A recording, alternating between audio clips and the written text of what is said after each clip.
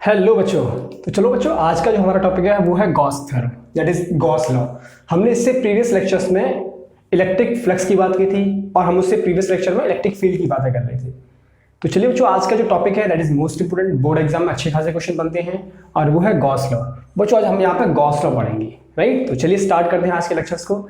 मेरा नाम है शैलेंद्र शर्मा। गॉस बाबा ने अपने लॉ के अकॉर्डिंग इलेक्ट्रिक फ्लक्स को सॉल्व करने के लिए एक इजी मेथड दिया और कुछ नहीं था। तो देखो उन्होंने क्या बोला, the total electric flux through the closed surface. कहाँ बच्चों, ये सिर्फ थ्योरम एप्लीकेबल है क्लोज्ड सरफेस के लिए। The total electric flux through the closed surface is equal to 1 upon epsilon naught times the net charge enclosed by the surface.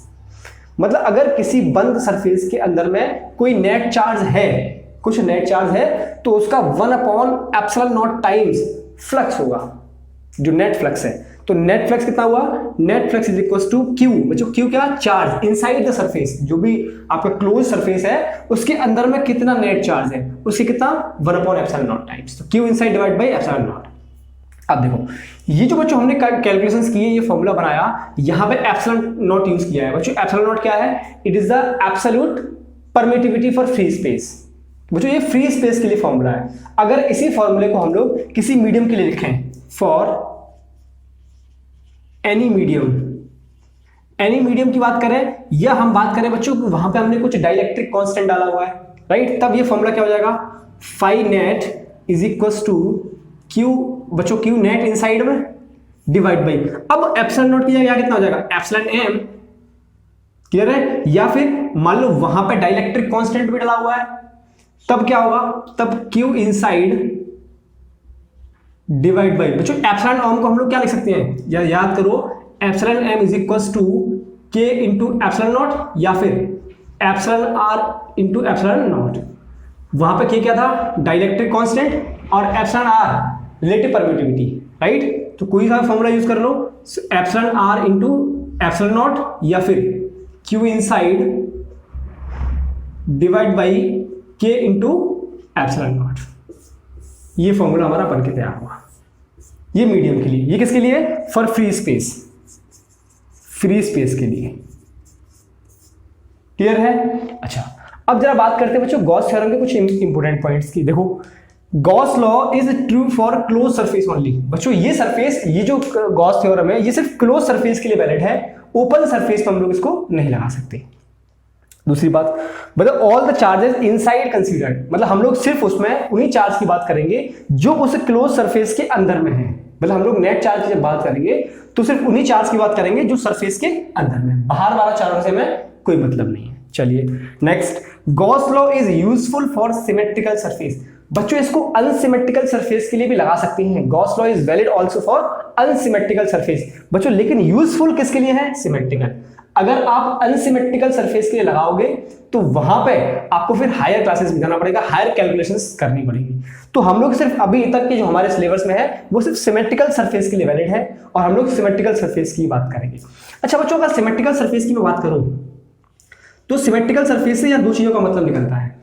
एक तो ये कि आपका जो इलेक्ट्रिकल फील्ड है वो पूरे के पूरे सरफेस पे कैसा होना चाहिए, सेम, ये आपका सिमेट्री होना चाहिए। Magnitude of electric field is symmetry. दूसरा थीटा। बच्चों एंगल किस किस के बीच में, angle between E vector and area vector. बच्चों ये भी आपका सिमेट्री होना चाहिए हर तरफ, उस पूरे सरफेस पे ये भी आपका सिमेट्री होना चाहिए। क्लियर है। सिमेट्री का मतलब यहां पे ये है। अच्छा बच्चों एक फॉर्मूला हमने और बना था, यहां पर याद करो जरा, for closed surface, for closed surface. बच्चों क्लोज सरफेस के लिए हमने इलेक्ट्रिकल फ्लक्स के लेक्चर में एक फॉर्मूला आपको बताया था, that is electrical flux for any close surface is equal to surface integral, that is close surface integral E dot d A. याद करो। तो बच्चों ये वाला फ्लक्स निकालने का तरीका इलेक्ट्रिकल फील्ड से था और ये वाला फ्लक्स निकालने का तरीका अकॉर्डिंग टू गॉस लॉ है। तो देखो ये भी फ्लक्स है और ये भी फ्लक्स है, क्या दोनों इक्वल नहीं है? तो हम यहां से क्या लिख सकते हैं, closed integral E dot d A is equal to Q inside divide by epsilon naught. तो एक फॉर्मूला हमारे पास ये आ गया। बात क्लियर है? करो फिर आगे बात करते हैं। ओके गाइस, चलो अब नेक्स्ट बात करते हैं।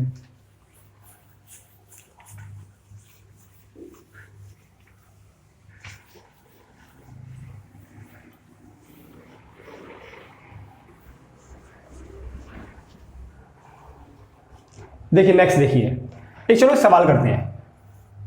नेक्स्ट एक सवाल बच्चों, हमारे पास एक क्लोज सरफेस दिया हुआ है, ये क्लोज सरफेस है, इसमें अंदर में एक पॉइंट, एक चार्ज यहाँ है दैट इज +2q, एक पॉइंट यहाँ है -q, और बच्चों एक यहाँ पे +3q चार्ज रखा हुआ है, और हमसे पूछा हुआ है फाइंड द नेट फ्लक्स। क्या पूछा बच्चों? Find net flux through the surface, through the closed surface।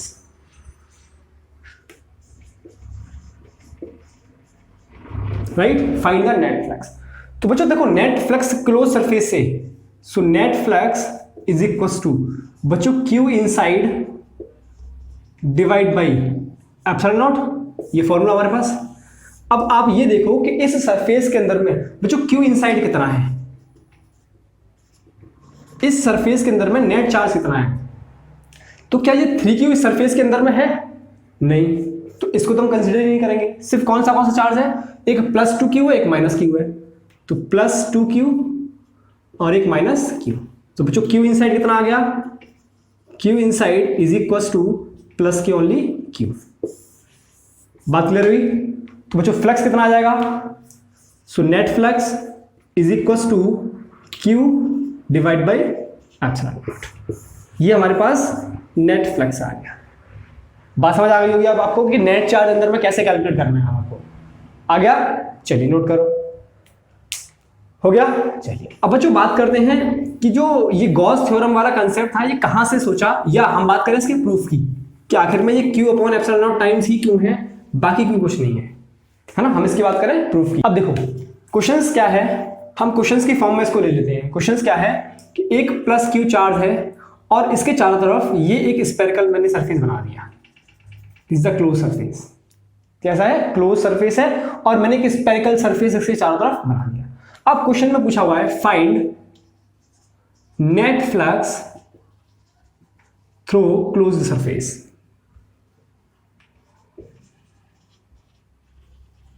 Closed surface, बात क्लियर है? इस सरफेस के अंदर में बच्चों +q चार्ज रखा हुआ है। ये सरफेस कैसा है? स्फेरिकल। कैसा है बच्चों? स्फेरिकल। अब देखिए जब ये चार्ज q यहां पे रखा गया है बच्चों, यहां पे, तो क्या करना है इसके लिए? अब ये देखो ये क्लोज सरफेस के लिए वैलिड है गॉस लॉ। दूसरी बात हमें सिमेट्री भी चाहिए, तो देखिए यहां से मान लो इसकी जो रेडियस है वो है r, मतलब हर तरफ रेडियस कैसी? सेम। बच्चों यहां से ये इलेक्ट्रिकल फील्ड जा रहा होगा इस तरफ, इलेक्ट्रिकल फील्ड इस तरफ, ये इलेक्ट्रिकल फील्ड हर तरफ निकल रहा होगा, this is electrical field, right. तो अपन ने क्या किया बच्चों, यहां पे एक छोटा सा स्मॉल एलिमेंटली एरिया काट लिया d, दैट इज dA। कितना? dA, एक छोटा सा एरिया हमने काट लिया dA। बच्चों इसका एरिया वेक्टर किधर होगा? एरिया वेक्टर होगा इस तरफ, ये हमारा E वेक्टर और ये dA वेक्टर। ऐसे ही हमने इस तरफ भी किया, यहां पे एक छोटा सा एरिया काट लिया, ऐसे हमने यहां पे भी एक छोटा सा एरिया काट लिया, ऐसे हमने यहां पे एक छोटा सा एरिया काट लिया। इस सबका एरिया वेक्टर किस तरफ? इस तरफ dA, इस तरफ dA, इसका एरिया वेक्टर बच्चों नॉर्मल आउटवर्ड dA। ये इलेक्ट्रिकल फील्ड। बात क्लियर है? अच्छा बच्चों अब बात कर रहे हैं E और A के बीच में एंगल, तो यहां पे एंगल कितना? 0 डिग्री। बच्चों यहां पे एंगल कितना? 0 डिग्री। यहां पे एंगल कितना है? 0 डिग्री। यहां पे भी एंगल की चेक करो, 0 डिग्री। मतलब एंगल हर तरफ कैसा है? सिमेट्रिकल। बच्चों एंगल कैसा है? Theta between E and A, ये कितना है? 0 डिग्री। हर तरफ सेम है, दैट इज सिमेट्रिकल। अच्छा बच्चों अगर मैं E की बात करूं तो हर तरफ E कितना होगा? यहां पे, यहां पे, यहां पे, यहां पे, ये होगा 1/4 pi epsilon not into Q divide by R square. देखो ये R यहां तक आ रहा है, तो ये भी R है, ये भी R है, ये भी R है, ये भी R है, मतलब आर हर तरफ सेम है, इसका मतलब ये कैसा है बच्चों, ये भी कैसा है, through out the surface symmetrical है, ये भी सिमेट्रिकल है पूरे के पूरे सरफेस के लिए। तो देखो ये भी सिमेट्रिकल आ गया, ये भी सिमेट्रिकल आ गया, कंडीशन फुलफिल हो रही है, बात क्लियर है। अब बच्चों हम बात करते हैं, तब मान लो यहां पे फ्लक्स, यहां से जो फ्लक्स जा रहा होगा वो फ्लक्स कितना होगा, that is d phi is equal to E dot d A, या हम इसको ऐसे लिखें d phi is equal to E d A cos 0 degree. Clear. अब ये सिर्फ आया इतने के लिए, और मुझे चाहिए होल सरफेस के लिए, मुझे चाहिए टोटल फ्लक्स। तो टोटल फ्लक्स कैसे करेंगे बच्चों, इट इज क्लोज इंटीग्रल, तो करते हैं टोटल फ्लक्स, नेट फ्लक्स कितना आ जाएगा, it is close integral D phi. Clear है। So Q net sorry phi net is equal to close integral E into D A cos 0 1 हो गया। Clear. अब बच्चों ई देखो, ई कैसा है, कांस्टेंट, दैट इज सिमेट्रिकल है, हर जगह इतनी वैल्यू है, ये बाहर आ जाएगा। So phi net is equal to E तो बाहर आ गया, सिर्फ क्लोज इंटीग्रल डी ए।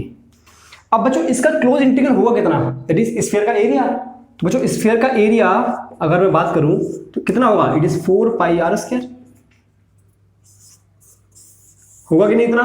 तो चलिए ये कितना आ गया, phi net is equal to E की वैल्यू बच्चों कितनी, 1/4 pi epsilon naught into Q upon R square into close surface D A, that is 4 pi R square, 4 pi R square. देखो आर स्क्वायर से आर कैंसिल आउट, 4 पाई से 4 pi cancel out.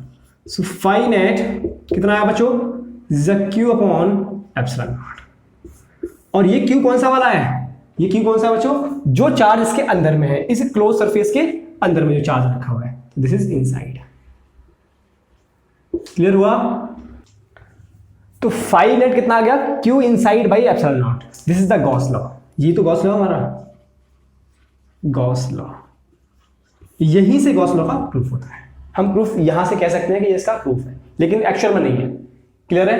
अच्छा अब देखिए, अब अगर हम बात करें बच्चों कि अगर मान लो इस रेडियस को, बच्चों जो सरफेस था क्लोज सरफेस, इस रेडियस आर थी, मान लो अगर मैंने इस आर को चेंज करके 2r कर दिया, तब फ्लक्स पे कितना फर्क पड़ेगा, तब फ्लक्स पे कितना फर्क पड़ेगा, मतलब इस रेडियस को r को मैंने चेंज करके कितना कर दिया 2r, तो यार चेक करो कितना फर्क पड़ेगा।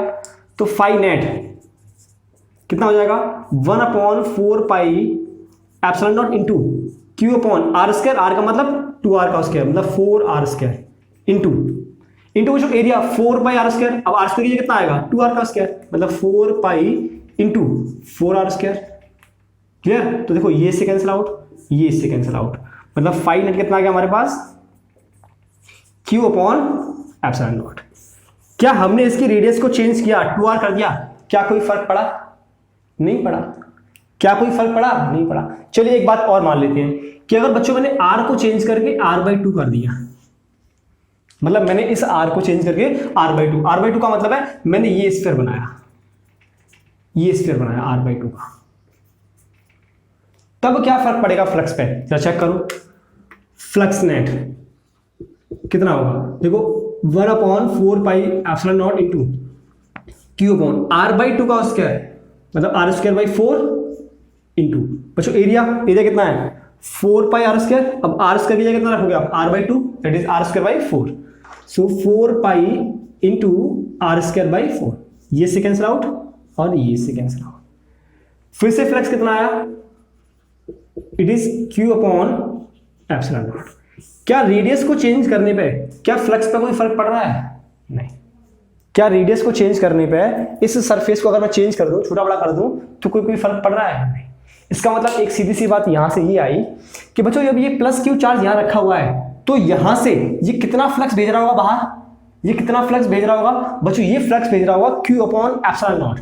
मतलब अगर कोई बच्चों प्लस क्यू चार्ज मैंने यहां रखा, प्लस क्यू चार्ज, तो वो प्लस क्यू चार्ज यहां से ये कितना फ्लक्स भेज रहा होगा बच्चों, ये फ्लक्स भेज रहा होगा q upon epsilon naught times. अब आप चाहे सरफेस यहां बनाओ या वो सरफेस यहां बनाओ, मतलब कोई भी कहीं भी सरफेस बना दो, वो अगर ये चार्ज उस सरफेस के अंदर में है तो कितना फ्लक्स बाहर भेजेगा, q upon epsilon naught times, मतलब इस चार्ज से कितना फ्लक्स बाहर जा रहा होगा, मतलब ये लाइन जो जा रही है वो कितना फ्लक्स लेके बाहर जा रही है, वो लेके जा रही है Q upon epsilon not time. अब इसका मतलब ये हुआ चाहे ये वाला सरफेस चाहे ये वाला सरफेस, हर सरफेस से कितना फ्लक्स निकल रहा है बच्चों, Q upon epsilon naught times. तो यहां से एक बात क्लियर हो गई कि जो भी फ्लक्स है वो साइज पर डिपेंड नहीं करता। किस पर डिपेंड नहीं करता, साइज पर डिपेंड नहीं करता। बात समझ आ रही है, इतना नोट करो फिर इस बात को लिखते हैं। करें, चलो। तो बच्चों यहां से दो चीजें क्लियर हो गई, एक तो प्रूफ मिल गया हमें गॉस लॉ का जो कि हमने क्वेश्चंस के फॉर्म में किया, और दूसरा कि बच्चों किसी भी क्लोज सरफेस से पास होने वाला फ्लक्स सिर्फ अंदर में कितना चार्ज है इस बात पर डिपेंड करेगा, उसका शेप क्या है, उसका साइज क्या है, इस बात पर डिपेंड नहीं करेगा। इन दोनों बातों को लिख लेते हैं। चलिए, क्या पहली बात, net flux through closed surface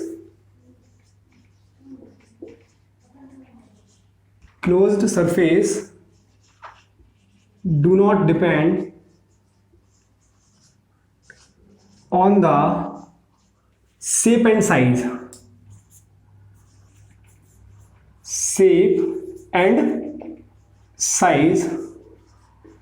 of the closed surface। बच्चों उस क्लोज्ड सरफेस का शेप क्या है, उसका साइज क्या है, इस बात पर फ्लक्स डिपेंड नहीं करता।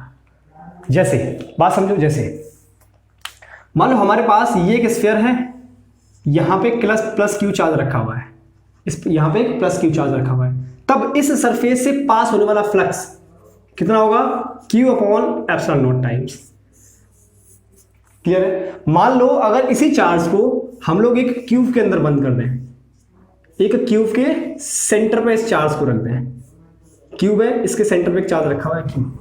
बच्चों यहां से पास होने वाला फ्लक्स कितना होगा, वो जो एक चार्ज है क्यू, एक चार्ज क्यू कितना फ्लक्स लेके चलता है, वो बच्चों Q upon epsilon not flux लेके चलता है। तो जिस सरफेस से पास करेगा, जितने भी सरफेस से पास करेगा कितना फ्लक्स देगा, Q upon epsilon not. Clear है। मान लो अगर ये ऐसे होता, हमने एक सिलेंड्रिकल फॉर्म ले लिया और इस सिलेंडर के यहां सेंटर में हमने Q चार्ज कर दिया, तो बच्चों यहां से कितना फ्लक्स निकलेगा, इस Q चार्ज से निकलने वाला flux it is Q upon epsilon naught times. So phi is equal to Q upon epsilon naught, इतना फ्लक्स होगा। बात क्लियर हुई। तो चाहे शेप कैसा भी हो, चाहे साइज कैसा भी हो, कोई फर्क नहीं पड़ने वाला फ्लक्स पे, कोई फर्क नहीं पड़ने वाला। जैसे मान लो एक ये सरफेस, एक ये सरफेस और बच्चों एक ये surface, this is S1 S2 S3, तीन सरफेस है। इसके अंदर बच्चों प्लस क्यू चार्ज रखा है, it is plus Q, right. तो अगर मैं आपसे पूछूं बच्चों फ्लक्स थ्रू S1 सरफेस कितना होगा, नेट फ्लक्स, तो बच्चों देखो ये जो प्लस क्यू चार्ज है इसका मतलब यहां से निकलने वाला फ्लक्स ऐसे करके पास हो रहा होगा, निकलने वाला फ्लक्स ऐसे पास हो रहा होगा। तो बच्चों प्लस क्यू चार्ज कितना फ्लक्स लेके निकलता है, वो लेके निकलता है Q upon epsilon naught times. तो S1 से कितना पास हो रहा है, it is Q upon epsilon naught times, right. ऐसे ही बच्चों flux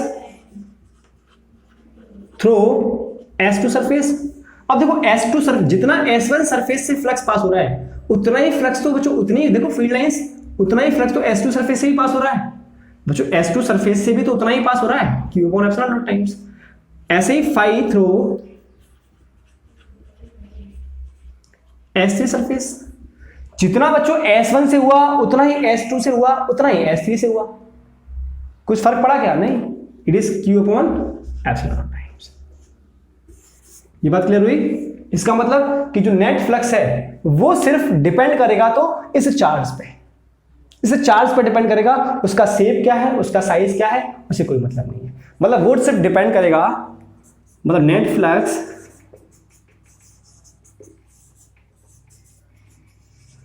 depends upon charge inside closed surface. उस क्लोज सरफेस के अंदर में चार्ज कितना है ये इस बात पर डिपेंड करेगा। बात क्लियर है? उस बात पर डिपेंड नहीं करेगा कि उसका शेप क्या है और उसका साइज क्या है। कंफर्म हुआ? यहां से क्वेश्चन बोर्ड एग्जाम में बहुत बार आया हुआ है। इतनी बात क्लियर है? चलो नोट करो, फिर क्वेश्चन लगाते हैं इस पे। हो गया बच्चों? रफ करें, चलिए।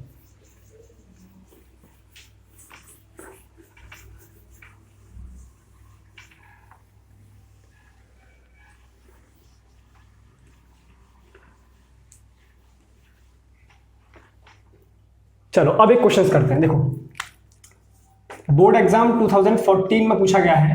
क्वेश्चंस क्या है बच्चों? एक सरफेस है S1, this is S1 surface, यहां पे +2q चार्ज है, राइट, +2q। इसके पास एक सरफेस और है इसके बाहर में, दैट इज S2, यहां पे 4q चार्ज है, +4q, राइट। यहां पे है 2q चार्ज और यहां पे 4q चार्ज। बच्चों इसकी डिस्टेंस है, इसका जो रेडियस है दिस इज द R1, और बच्चों इसका रेडियस है R2। क्लियर है? हमसे पूछा है फाइंड नेट फ्लक्स या find ratio of net flux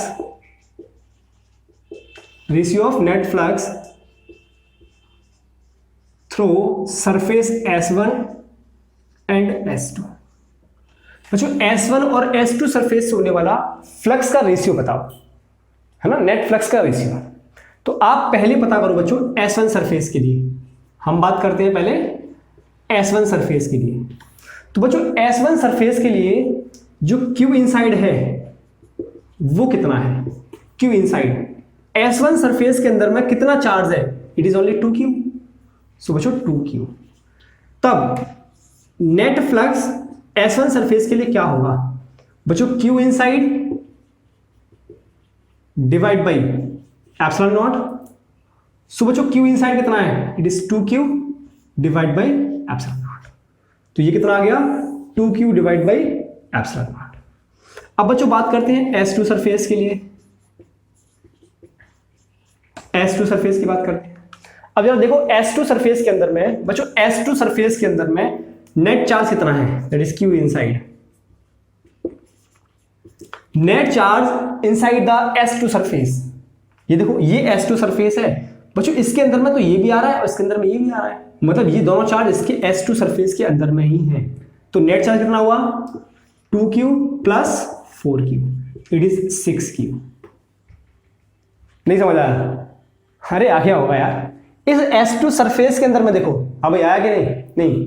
अरे आ गया। देखो ये S2 सरफेस है, हाँ आपसे कह रहा हूं, नहीं आया। अरे S2 सरफेस ये वाला है, इसके अंदर में कितना आया? ये 4q है और ये 2q है, मतलब दोनों ही तो इसके अंदर में है, इस बड़े वाले गोले के अंदर में दोनों नहीं है क्या? तो दोनों को ऐड कर दो क्योंकि दोनों पॉजिटिव चार्ज है। 2q plus 4q it is 6q। अगर ये माइनस होता तो 4q में से 2q माइनस कर देते। बात क्लियर हुआ? तो कितना आ गया? 6q, मतलब q इनसाइड कितना आ गया? 6q। तब नेट फ्लक्स कितना होगा थ्रू S2 सरफेस बच्चों? q inside divide by epsilon naught, so it is 6q divide by epsilon not. अब बच्चों मुझसे पूछा है रेशियो, तो रेशियो कैसे बनाओगे? तो रेशियो निकाल लो दोनों का, that is 5s1 divide by 5s2 is equal to 2q by epsilon naught divide by 6q by epsilon naught. तो q से q कैंसिल, एप्सिलॉन से एप्सिलॉन मर गया, 2 से 6 को मार दो 3 बार, तो कितना आ गया? S1 ratio 5s2 is equal to 1 ratio 3। This is the answer. Clear है? अच्छा अब इसी में अगर मैं सेकंड बच्चों बोल दूं, मैंने बोल दिया आपको कि मान लो इस 2q के अंदर में, मतलब जो 2q था बच्चों, यहां पे हमने एक एप्सिलॉन नॉट r का एक मीडियम डाल दिया। अब यहां पर फ्री स्पेस था, इस 2q वाले S1 सरफेस में बच्चों, S1 सरफेस में मैंने एक एप्सिलॉन r का एक डाइलेक्ट्रिक कांस्टेंट फिल कर दिया। तब यहां का फ्लक्स क्या होगा बच्चों? इफ एप्सिलॉन r डाइलेक्ट्रिक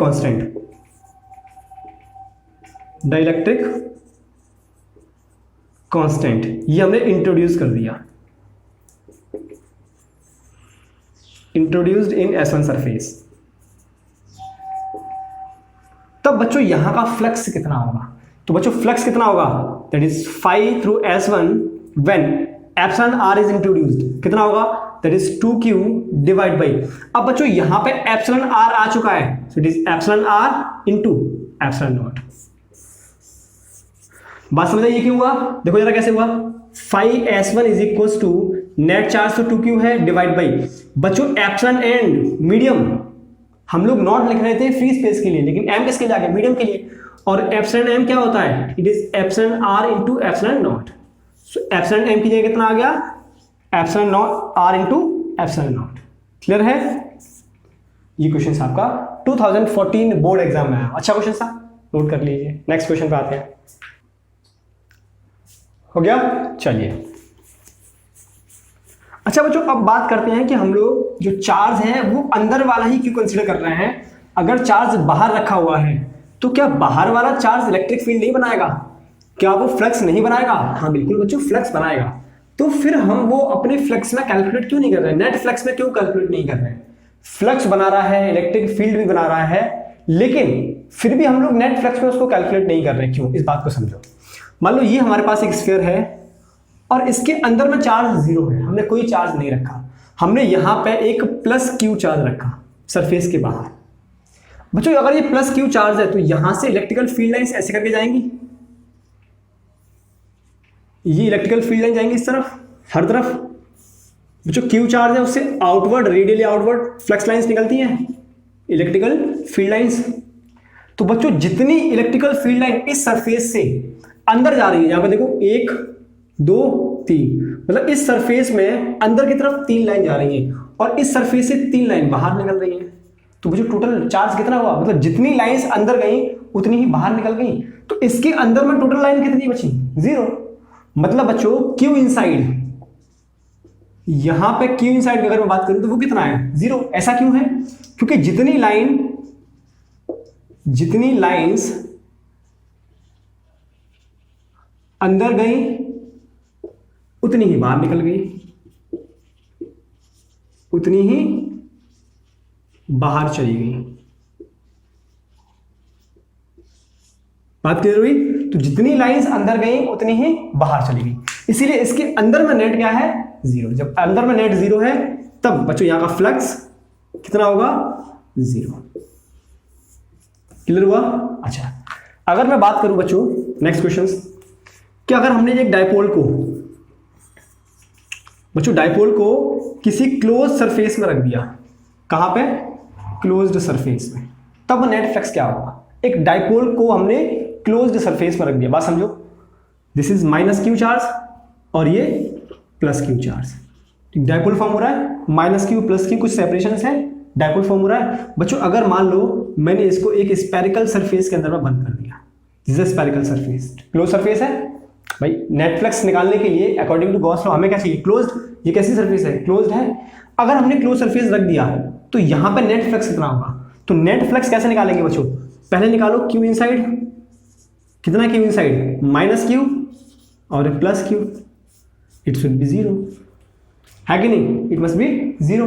बच्चों चार्ज 0 है, फ्लक्स कितना होगा, 0। बात समझ में आई आपको, नहीं आई, अरे फील देखो यार, ये माइनस क्यू है, इसकी तरफ फील्ड लाइंस आ रही हैं, इसकी तरफ फील्ड लाइंस आ रही हैं ऐसे करके। बच्चों ये प्लस क्यू है, इससे फील्ड लाइंस जा रही हैं, इससे फील्ड लाइंस जा रही हैं बाहर की तरफ। तो बच्चों जितनी फील्ड लाइंस अंदर आ रही हैं उतनी ही फील्ड लाइंस इससे बाहर जा रही हैं, जितनी फील्ड लाइंस अंदर की तरफ आ रही हैं उतनी ही सरफेस से फील्ड लाइंस बाहर की तरफ जा रही हैं, तो नेट कितना हुआ, 0। So flux is 0। बात क्लियर हुआ। अब बच्चों अगर हम बात करें कि हमने जो ये क्लोज सरफेस बनाया, बच्चों इसी क्लोज सरफेस को अपन बोलते हैं गॉसियन सरफेस। क्या बोलते हैं, गॉसियन सरफेस। हम जो क्लोज सरफेस की इतनी देर से बात कर रहे हैं कि जो कूलर मतलब बच्चों हम लोग जो गॉसियन सरफेस की इतनी देर से बात कर रहे हैं कि जो हमारा गॉस लॉ है it is valid only for, या it is true only for close surface. तो बच्चों वो जो क्लोज सरफेस हम लोग बना रहे हैं और वो क्लोज सरफेस सिमेट्रिकल भी होना चाहिए, हम ये भी बात किए थे। तो बच्चों जो वो क्लोज सरफेस है उसी क्लोज सरफेस को अपन बोलते हैं गॉसियन सरफेस। क्या बोलते हैं, गॉसियन सरफेस। नोट करो, फिर गॉसियन सरफेस की थोड़ी सी कहानी पढ़ेंगे। बच्चों अब बात करते हैं गॉसियन सरफेस की, है ना। जो हम लोग गॉसियन सरफेस बनाते हैं वो कैसा है, देखिए Gaussian surface, it is an imaginary surface in an electric field which is. बच्चों जो गॉसियन सरफेस है वो एक इमेजिनरी सरफेस होता है जो हम लोग बनाते हैं, और उसके कुछ कंडीशंस भी हैं कि उसमें क्या क्या चीज होनी चाहिए। तो बच्चों which is first closed from all side, मतलब जो भी आप गॉसियन सरफेस बनाओगे वो हर तरफ से क्लोज होना चाहिए, पहली बात। दूसरी बात, symmetrical about the charge in it, या चार्ज डिस्ट्रीब्यूशन, बच्चों जो भी वहां पर चार्ज डिस्ट्रीब्यूट है उसके लिए सिमेट्रिकल होना चाहिए। बात क्लियर है, सिमेट्रिकल होना ही चाहिए। दूसरी बात, electrical field on the surface is symmetrical, बच्चों वो जो भी गॉसियन सरफेस होगा उस पर इलेक्ट्रिकल फील्ड की जो वैल्यू है दैट इज मैग्नीट्यूड, वो कैसा होना चाहिए, सिमेट्रिकल। ऐसा नहीं होना चाहिए कि हर जगह हर पॉइंट पे इलेक्ट्रिकल फील्ड अलग अलग है, नहीं, सिमेट्रिकल होना चाहिए। दूसरी बात, यहां पे ये भी बच्चों कि angle theta, angle between E vector and A vector, ये भी must be same, must be same. बच्चों ये भी पूरे सरफेस पे सेम होना चाहिए। जैसे मान लो बात मैंने बोला बच्चों, ये प्लस क्यू चार्ज है, इस प्लस क्यू चार्ज से एक आर डिस्टेंस पे, कहां पे, आर डिस्टेंस पे एक पॉइंट है पी, बच्चों पॉइंट है पी, यहां पे कितना इलेक्ट्रिकल फ्लक्स पास हो रहा होगा ये पता करना है, यहां से कितना इलेक्ट्रिकल फ्लक्स पास हो रहा होगा। तो बच्चों इलेक्ट्रिकल फ्लक्स पास होने के लिए क्या जरूरी है, वो जरूरी है कि वहां पर सरफेस हो। तो बच्चों हमने क्या किया, इस पॉइंट को मान के, इस पॉइंट को पकड़ के एक इस चार्ज के अबाउट में एक क्लोज्ड सरफेस बना लिया, बनाया क्लोज सरफेस, ये देखो this is the close surface. ये जो क्लोज सरफेस बच्चों हमने बनाया है this is the Gaussian surface, ये एक इमेजिनरी है, ये गॉसियन सरफेस है। और अब यहां से इस पॉइंट पे हम लोग एक एरिया काटेंगे डीए, इसका इलेक्ट्रिकल फील्ड यहां से इस तरफ जा रहा होगा ई, और एरिया वेक्टर डीए इस तरफ। अब देखो यहां से इलेक्ट्रिकल फील्ड इस तरफ, यहां से इलेक्ट्रिकल फील्ड इस तरफ, यहां से इलेक्ट्रिकल फील्ड इस तरफ, मतलब ये सरफेस क्लोज्ड भी है, चार्ज सिमेट्री भी है, दूसरी बात इलेक्ट्रिकल फील्ड की भी सिमेट्री है हर पॉइंट पे, जरा चेक करो, और एंगल इन दोनों के बीच में एंगल 0 डिग्री, ये भी सिमेट्रिकल है।